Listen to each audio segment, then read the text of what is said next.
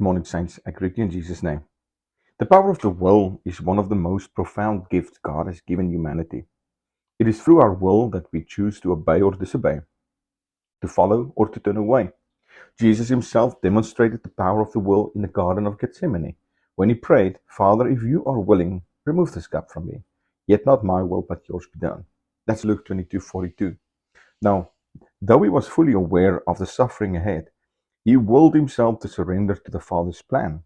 True strength is not the absence of struggle, but the choice to remain faithful despite the pain. In our lives, we are faced with daily choices, some small, others that shape our destiny.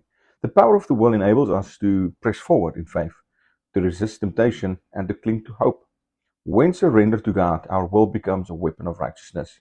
Even in weakness, God empowers a yielded will to carry out His purposes. The secret is not having perfect strength, but in saying, Lord, not my will, but yours be done. When our will aligns with His, we are an unstoppable force. May you be blessed. In Jesus' name, shalom.